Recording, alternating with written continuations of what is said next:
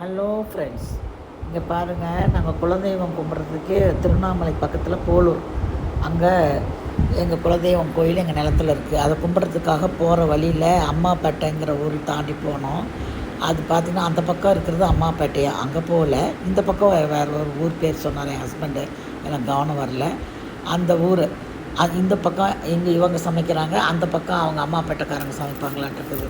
எல்லாம் கூட்டம் கூட்டமாக எல்லோரும் வந்து அது ஞாயிற்றுக்கிழமை ஆவணி 1ஆந்தேதி நான்வெஜ் எல்லாம் செய்வாங்களான்ட்ருக்குது.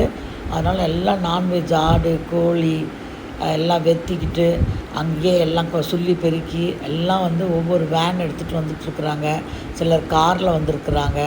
சேர் உட்காரத்துக்கு சேரெல்லாம் போட்டு அழகாக உக்காந்துட்டு அவங்கவுங்க சமையல் பண்ணிகிட்டு இருந்தாங்க.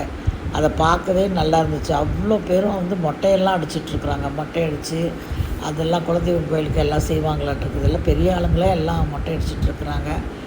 எல்லாம் அடிச்சுட்டு நல்லா உக்காந்து எல்லாம் சாப்பிடுவாங்களான்ட்ருக்கு. எல்லோரும் ஃபேமிலியாக உட்காந்து ஒவ்வொருத்தர் வெங்காயம் ஒழிக்கிறது, ஒருத்தர் இதுக்கு பண்ணுறது, ஆம்பளைங்கள்லாம் கூட சமையல் பண்ணிகிட்டு இருந்தாங்க.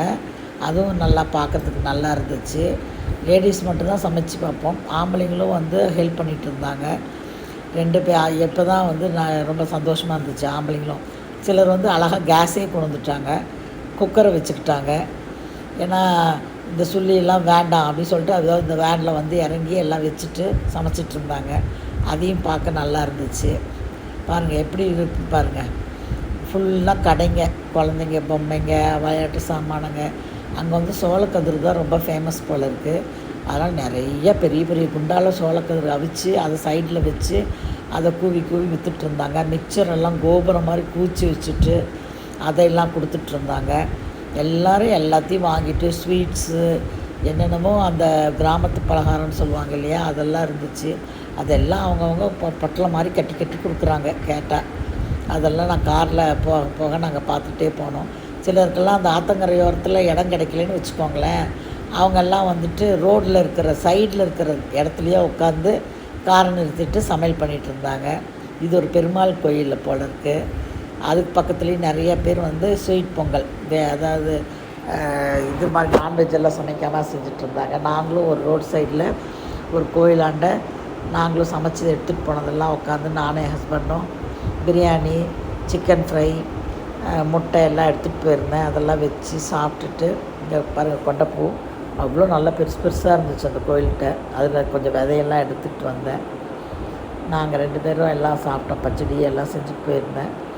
அதை பிளேட்டில் வச்சு அழகாக உட்காந்து சாப்பிட்டுட்டு கொஞ்சம் என்ஜாய் பண்ணிவிட்டு இயற்கையை இந்த மாதிரிலாம் சாப்பிட்றதுக்கெல்லாம் சான்ஸ் கிடைக்காது இல்லைங்களா நம்ம வீட்டில் இருந்தோம்னா. அப்புறம் இது எங்கள் பெரியாண்டவர், என்னோடய குலதெய்வம்.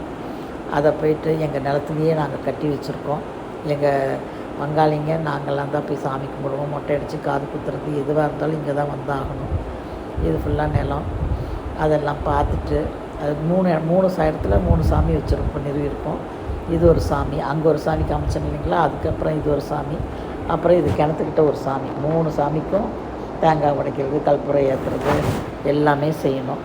செஞ்சு சாமி கும்பிட்டு ரிட்டன் ஆகிறப்ப பார்த்திங்கன்னா நல்லா மழை பெய்ய ஆரம்பிச்சிருச்சு. அதுவே பாருங்கள் அழகாக ஒரே ரோடு, ஒத்த ரோடுங்கிறதுனால 2 மரமும் அப்படியே ஜாயிண்ட் ஆகிட்டு அழகாக இருந்துச்சு. அது பார்க்கவே நம்ம எல்லாம் ஹைவேஸில் போய் வழக்கமாக இந்த மாதிரி ரோடு கிடைக்காது பார்க்குறதுக்கு. அது மலை கிளை எல்லாத்தையும் பார்த்துட்டு ஹாப்பியாக என்ஜாய் பண்ணிவிட்டு வந்து சேர்ந்தோம். நீங்களும் குலதெய்வத்து கோயிலில் போய் சாமி கும்பிட்டு உங்கள் வேண்டுதலை வைங்க. தேங்க்யூ.